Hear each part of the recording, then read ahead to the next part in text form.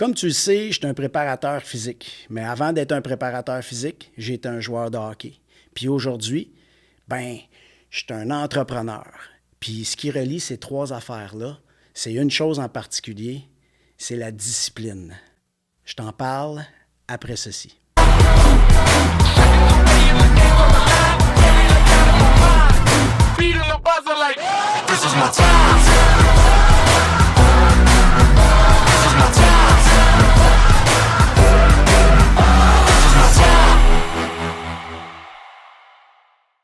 Salut les athlètes et parents d'athlètes, Coach Goyette, bienvenue au podcast Évolution d'athlète. Aujourd'hui, c'est moi qui va discuter avec toi. C'est moi qu'il faut qu'il te parle aujourd'hui. Et comme tu sais, puis comme j'ai dit dans l'intro, je suis un préparateur physique. Je travaille avec plein d'athlètes, des centaines d'athlètes chaque année. Puis aujourd'hui, je veux qu'on parle de discipline. Là, tu vas me dire, je le sais, c'est quoi la discipline? Tu n'es pas obligé de m'en parler. Oui, je suis obligé de t'en parler. Pourquoi? Parce que chaque année, je suis obligé d'en parler. Puis je te dirais, chaque année ou chaque semaine, je suis obligé de le répéter. Pourquoi? Parce que la discipline, c'est quelque chose qu'il faut travailler pour acquérir, mais que c'est très facile de le perdre. Puis c'est souvent la clé du succès. Puis quand je dis la discipline, ça s'applique de plusieurs façons. Puis je t'explique ça. J'écoutais le podcast d'un de mes amis, pas un de mes amis, en fait, je le connais pas, mais on devrait le recevoir ici, là. J'espère bien, en tout cas. Fait que je vais dire mon ami, OK? Parce que, pourquoi je dis mon ami? J'écoute ses podcasts assez régulièrement, puis c'est comme s'il faisait partie de ma vie. C'est Charles Côté de Drôlement Inspirant.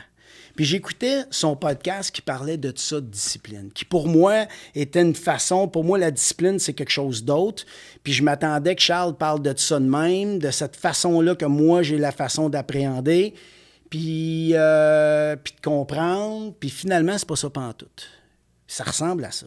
Ça ressemble à ça, puis ça se rejoint beaucoup. C'est surtout ta façon de faire ton sport ou d'être un athlète. C'est quoi ta discipline? Comment tu te disciplines dans ton sport? Comment tu te disciplines comme étudiant? Comment tu te disciplines comme athlète? Puis comment tu te disciplines comme joueur de hockey?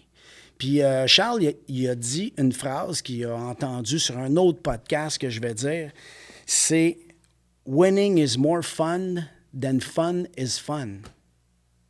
Compliqué, hein? Mais c'est très simple. Winning is more fun than fun is fun. Qu'est-ce que ça veut dire? Ça veut dire que c'est bien plus le fun quand tu gagnes à faire quelque chose que juste avoir du fun. Je t'explique encore. Moi, je suis un gars qui aime ça encore jouer au hockey, puis je joue la fin de semaine, je joue le samedi matin, je suis obligé de me lever à 6 heures pour aller jouer, puis on joue à 7h30 le matin, puis on joue pour 2 heures. Fait qu'inutile de te dire, il faut quand même que tu sois en forme, parce qu'en plus, on n'a pas d'arbitre. Fait qu'on joue non-stop, ça l'arrête pas, il y a un petit break entre les deux, puis c'est tout. Donc, pour moi, c'est important, puis je suis encore un athlète dans l'âme, puis je suis un gars qui aime performer. Si vous ne me croyez pas, ceux qui me connaissent un peu ou qui connaissent quelqu'un qui me connaît, posez-lui la question. Je suis un gars intense. Quand je m'embarque dans quelque chose, je m'embarque dans quelque chose. Si je décide que je vais jouer au hockey, je vais donner le meilleur de moi-même. Je ne traîne pas mes bottines. Je joue ces deux sens de la patinoire. Je donne mon maximum tout le temps. Mais tout ça pour te dire que quand il arrive le vendredi soir, pour moi, ça serait facile quand mes amis m'appellent ou quand j'étais avec ma femme puis qu'on dit hey, on prend-tu un petit verre de vin, on prend-tu une... je dis non bien souvent le vendredi soir. Puis là, tu vas me dire, voyons, Steph, c'est facile, il n'y a rien là, c'est juste prendre un verre. Non. Parce que winning is more fun than fun is fun. Je vais avoir du fun à soir, puis je vais avoir du plaisir avec ma femme en train de boire mon verre de vin ou avec mes amis. Mais quand va arriver mon match demain matin, là, j'aurai plus de fun. Là, j'aurai plus de plaisir. Ça va être tough, puis ça va être tough sur mon corps, c'est tough pour le restant, pour tout le match, etc. Alors que quand je me présente, puis je joue ma game, puis je suis intense, puis que je suis bon, puis que je termine, puis mettons que j'ai gagné, tu comprends-tu que winning is more fun than fun is fun? Alors, tu comprends cette phrase-là? Maintenant, on va la mettre pour toi. On va la mettre dans ta vie. Comment tu fais ça? Il va y avoir des sacrifices à faire. Puis moi, j'aime pas ça, dire ça, des sacrifices, parce que je trouve que c'est un investissement dans ta vie, dans ta croissance, dans ton développement. De dire, mettons, que tu sais que tu as un match le lendemain ou tu as un match, puis tu as le choix d'aller avec tes amis, aller faire plein d'affaires, puis d'aller coucher chez ton chum à soir, mais tu sais que demain, tu vas revenir à la maison, tu vas être fatigué parce que tu sais que chez ton chum, tu ne te coucheras pas de bonne heure, puis tu vas te coucher tard, puis que tu vas arriver par ta game, puis ça ne sera pas top shape. Ben, c'est là qu'il faut que tu fasses le choix. Puis plus tu vieillis, plus que tu as des choix comme ça à faire pour arriver à ce que tu veux faire. Ça veut dire, si ton rêve, c'est de devenir un joueur de hockey de la Ligue nationale, tu comprends-tu qu'il y a des choses que tu vas devoir faire, puis ça commence même maintenant. Là, tu vas dire, ouais, mais je suis loin, je suis à oui, je suis M15, je suis M13, peu importe. Non, ça commence tout de suite parce que les bonnes habitudes commencent tout de suite. Puis pour aller à ton objectif qui est très, très élevé puis qui est très loin, bien, tu en as plein de petits à avoir. Puis ce qui est le fun, c'est d'avoir des petites victoires. Ça veut dire quand tu es capable de dire hey, « non, aujourd'hui, je vais m'entraîner, puis je fais mes affaires, puis tu arrives au camp, exemple, bang, tu es prêt. » Puis au même titre que je vais prendre mes athlètes, tout l'été, on s'entraîne, ça dure 10, 12 semaines, il faut que tu t'entraînes fort. Je me mets à leur place, là, puis peut-être que, tu sais, on s'entraîne, mettons, à 4 heures l'après-midi, peut-être qu'il a envie de faire d'autres choses. Peut-être qu'il n'a pas envie nécessairement de venir s'entraîner, il a entamé quelque chose dans sa journée, il est obligé d'arrêter pour venir s'entraîner, peut-être, je ne sais pas. Mais il va prendre son été, et là, je vais utiliser le mot « sacrifier », il va sacrifier plein de moments dans sa super belle été, pour venir s'entraîner, pour être meilleur dans son sport.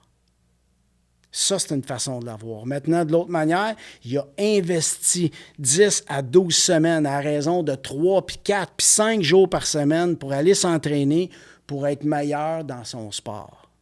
Fait que tu vois, ça dépend de ta perception. Puis de là, tu vas devoir faire des choix différents.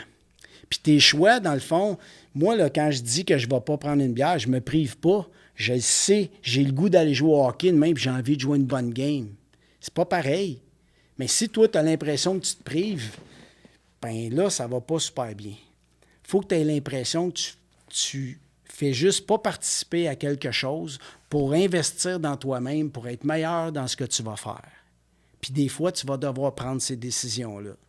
Moi, là, exemple, je bois pas. Bien, j'ai déjà bu, mais là, je bois pas. J'ai décidé que je buvais pas. Puis j'ai arrêté de boire pour X nombre de temps. Pas un an, mais pour un X nombre de temps. Pourquoi? Parce que à l'âge que j'ai, quand je bois, j'ai mal partout. J'ai mal partout, ça crée de l'inflammation dans mon corps. C'est relié beaucoup à l'inflammation puis à l'arthrite. Donc, quand j'ai arrêté de boire, j'ai décidé, hey, je vais arrêter de boire, tout simplement. Bien, mes douleurs ont parti. Maintenant, est-ce que c'est un compromis que je fais? Est-ce que je me prive de quelque chose? Ou j'investis dans ma santé, bien, j'investis dans ma santé. Puis je me sens tellement mieux, puis j'ai vraiment pas l'impression de me priver. Fait que ma win is more fun than my fun is fun. Fait que j'avais du plaisir à prendre la bière, j'avais du plaisir à faire ça, mais c'était fou le prix que je devais payer pour avoir ce plaisir-là. Fait que maintenant, selon mes nouveaux objectifs, selon ce que je me suis fixé, bien, maintenant, ça a changé, puis je pense qu'il est important de mettre mes priorités au bon endroit. Puis c'est la même chose pour toi. Donc, dépendamment où est-ce que c'est quoi ton objectif, puis c'est quoi ton affaire pour atteindre ça, bien, tu vas devoir le faire.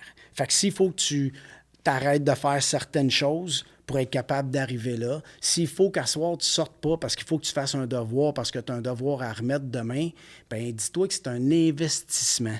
Puis quand tu vas remettre ton devoir demain, puis tu vas recevoir ta note, puis ta note, elle va avoir été bonne parce que tu vas avoir pris du temps pour te concentrer pour faire tes affaires, bien, tu vas être content en tabarouette d'avoir une bonne note. Puis ce sentiment-là que tu ressens quand tu réussis, tu veux le refaire, tu veux le reproduire, tu veux recommencer. Alors, plus tu vas avancer dans la vie à prendre ces choix-là, à te choisir, à décider de t'investir dans ton nouveau ou dans tes objectifs pour arriver à tes objectifs, plus tu vas avoir de petites victoires, puis plus tu vas avoir envie de le faire encore, puis tu veux encore, puis tu veux encore. Donc, la discipline, c'est d'essayer de te discipliner à faire ce qu'il faut plutôt que faire ce que tu veux.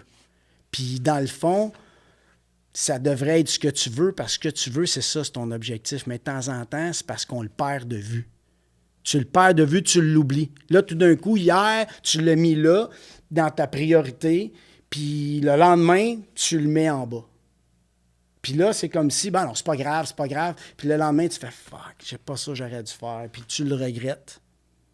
Fait que c'est important que tu ne perdes pas ça de vue, tu restes discipliné vers tes objectifs. Ça ne t'empêche pas des fois d'avoir du plaisir, c'est pas ça que je veux dire.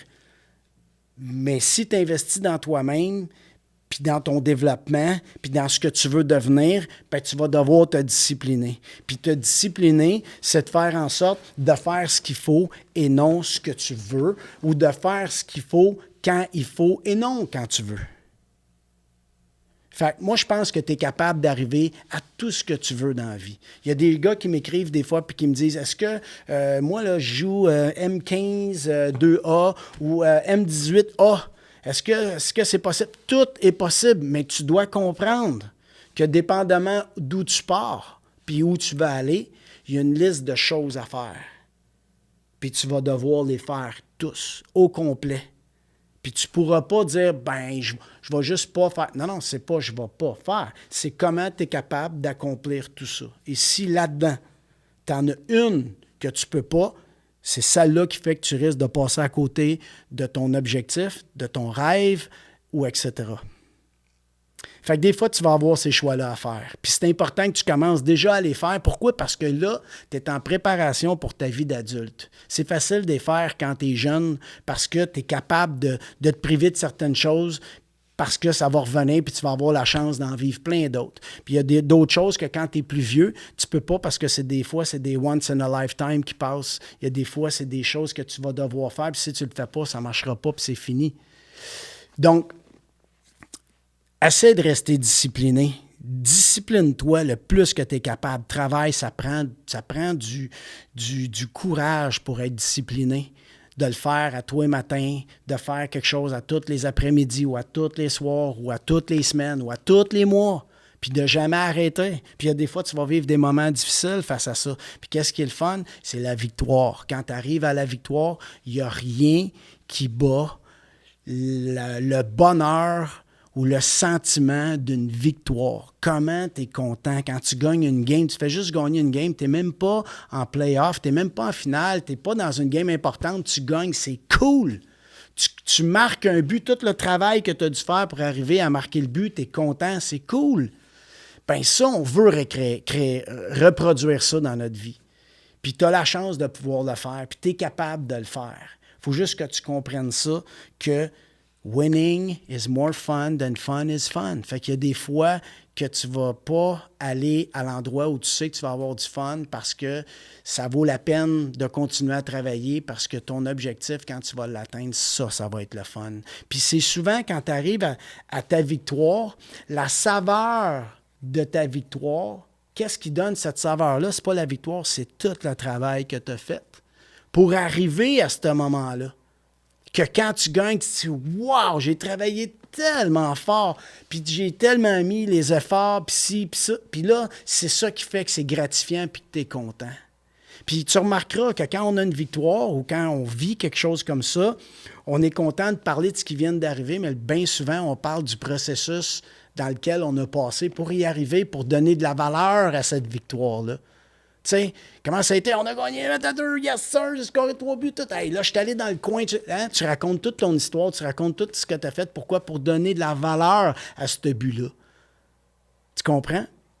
Fait moi, je t'invite à prendre le temps, marque-toi des objectifs, des gros, des plus petits pour y arriver, puis essaye de te discipliner. Discipline-toi à garder le focus sur ce que tu veux faire, puis laisse-toi pas déranger. Sais-tu pourquoi ça va être dur, l'autre affaire? C'est que tu vas avoir des gens qui vont essayer de te tasser de ta route, de t'enlever de ça. Ah ouais, come on, c'est pas grave, viens avec nous autres. Puis, ben non, c'est pas grave, tu peux arrêter. Moi, le gars, je bois pas. Puis là, ah ouais, c'est pas grave, prends une petite bière avec moi quand même. Non. Non. Puis c'est pareil, ça va être pareil dans plein de choses que tu vas faire. Fait que la discipline, c'est un beau mot, on se le donne tout, on se le dit tout, on dit tous, « Oh, il faut que je me discipline. » Maintenant, fais-le. Le travail d'être discipliné, c'est quelque chose. Puis si tu réussis à faire ça, dès que tu vas avoir réussi à faire ton premier objectif, je te le dis, tu vas avoir envie d'en vivre d'autres. Alors si c'est à l'école, bien garde ton focus. C'est passer ton année, puis avoir ton diplôme. Fais tes devoirs, fais tes affaires, fais ce qu'il faut, fais tes leçons. Arrête de procrastiner, arrête de ne pas être discipliné, puis de remettre à demain, puis de faire en sorte que quand arrive l'examen ou quand arrive le travail à remettre, tu es surchargé, tu es surstressé, ça fait que tu ne donnes pas une bonne performance, puis ça revire à l'envers, puis c'est pas une si grosse victoire. Puis même si honnêtement, admettons que tu passes, parce que ton objectif c'est de passer, puis tu passes avec 65, c'est-tu la même victoire à 65 d'avoir travaillé à la dernière minute ou d'avoir travaillé tout le long, de t'être préparé, de t'être discipliné à y arriver? Tu passes ton examen, tu as 94, A+, puis ton prof, crois-moi, elle te l'encercle quand tu as une note de même.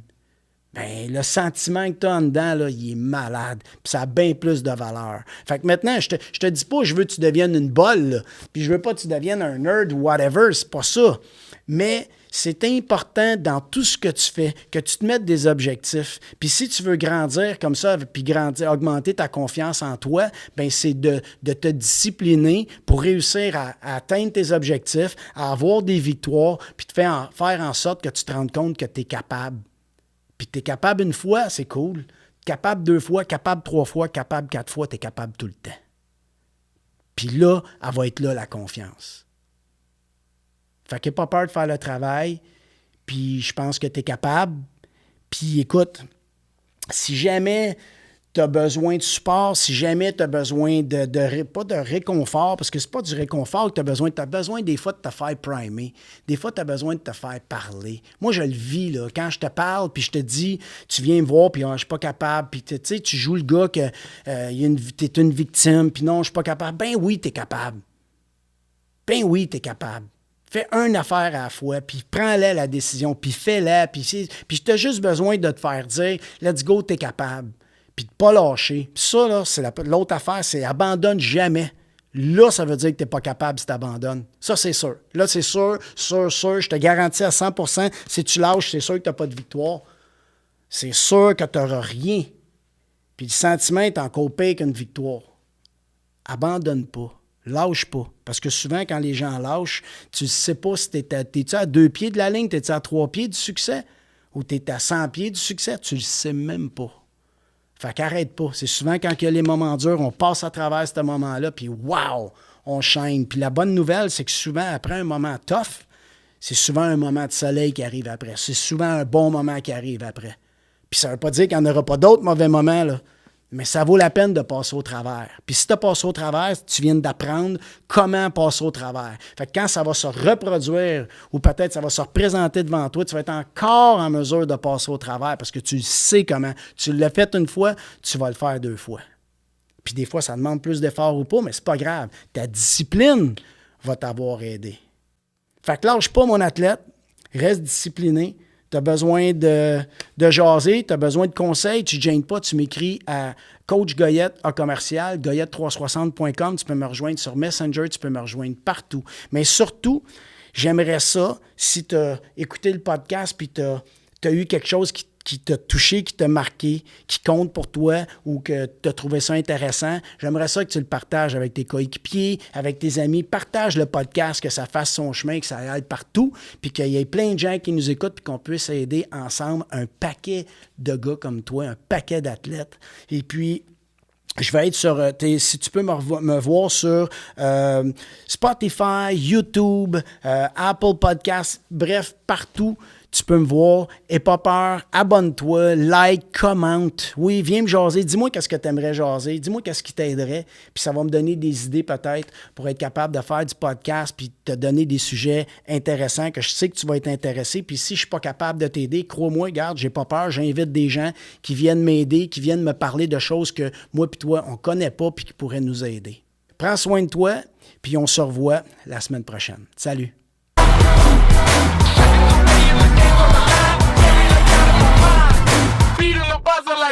This is my time.